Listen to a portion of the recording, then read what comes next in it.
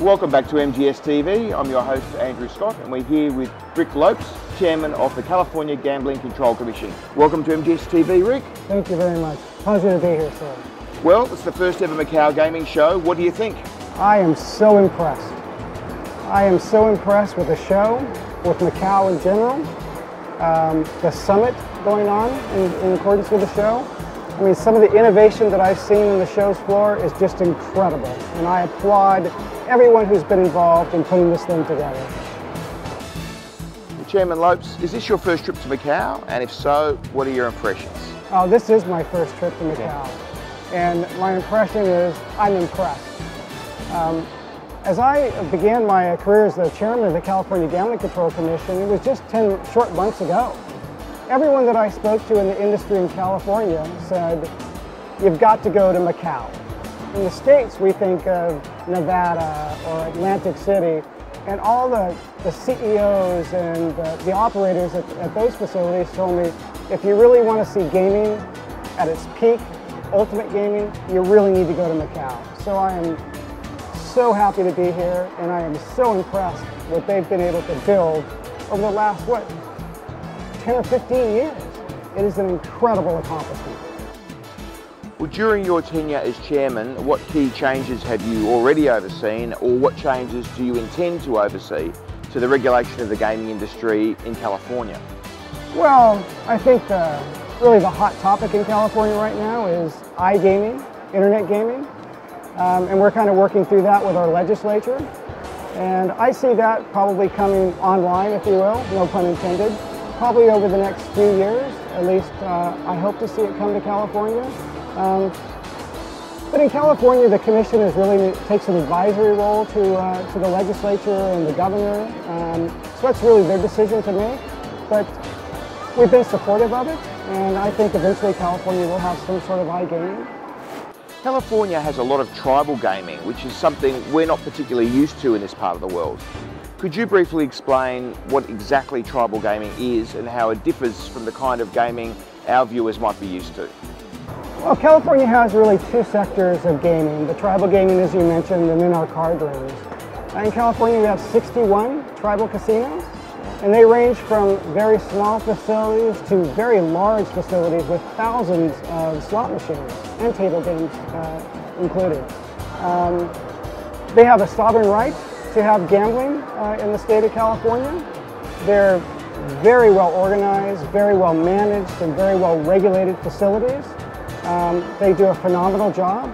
If you were to walk into a tribal casino in California and you didn't think that you were in California, you thought you were in Vegas, you would know no difference. I mean, they're beautiful facilities.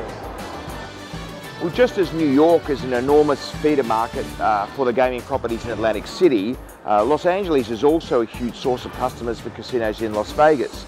Just a few days ago, the people of New York voted to legalize casino gaming in their state. Do you think this could ever happen in California? For non-tribal casinos I'm talking about here. Now, could we ever see huge integrated resorts like the Venetian we're sitting in right now, sitting in the heart of LA? Well, I think gaming in the state of California has really got the two sectors that I mentioned, the card rooms and the tribal casinos. And it's, on the tribal side, it's really their sovereign right to have that type of gaming.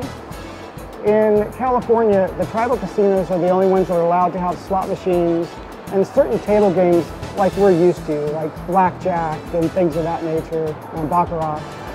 And on the card room side, primarily they can only play poker, yet they do play some of the, we call them California games. But I don't see that ever growing, changing. I think the tribal casinos have kind of that sovereign right, as you will. So I don't see there ever becoming anyone else coming into the state and occupying that space. When considering the suitability of an applicant for a gaming license in California, how much do you look at that applicant's prior history in other jurisdictions? And is there a formal process of information exchange between regulators in different jurisdictions? Oh, certainly. I mean, the ultimate test for us, the person has to be a person of good character, honesty, and integrity.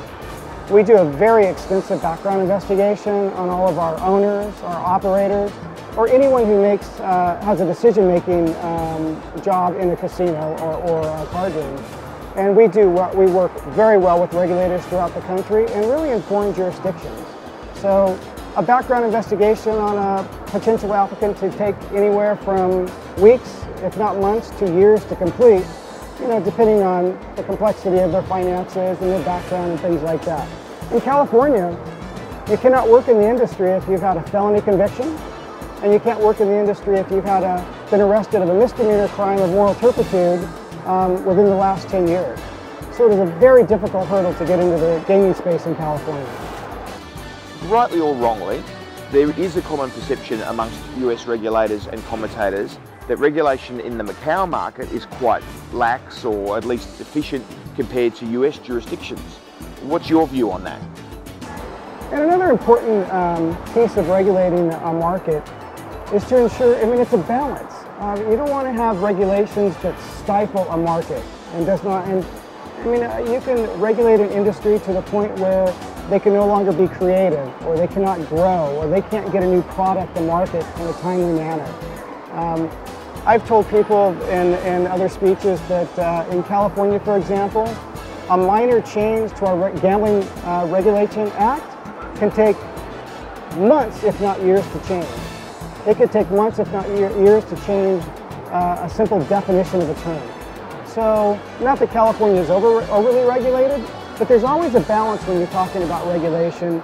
You want to balance the industry, the government needs, the people's needs, and also to protect the industry, or at least allow them the latitude to bring innovative products to market in a timely manner. Chairman Lopes, have you spent much time visiting other jurisdictions outside of Macau in Asia, like Singapore, the Philippines, or even some of the small emerging markets? Unfortunately, I have not.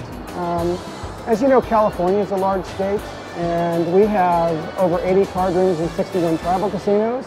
So just the state alone, to get around and look at all of those, has been quite a task. I have been fortunate enough to travel to Las Vegas and Atlantic City and even Montreal to kind of get a feel in the States for gaming.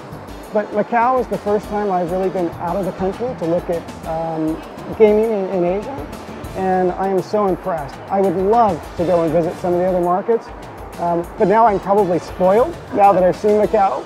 But I would like to get out and see those markets. I take this as a kind of a personal quest to do the best job I can at my job. And that's the other reason we're trying to get out as California regulators and not only travel the state, the United States, and abroad, just to kind of make us better at doing our job. But again, I'll tell you, I know I'm probably spoiled by visiting Macau first, but this has been a wonderful experience. Well, if you ever visit Singapore, there's two very nice casinos there, much of Macau standard, so nice. Maybe that's the next place for you to go. I'll do it. Okay, Chairman Lopes, thank you very much for your time. Thank you so much. And we'll see you next time on MGSTV.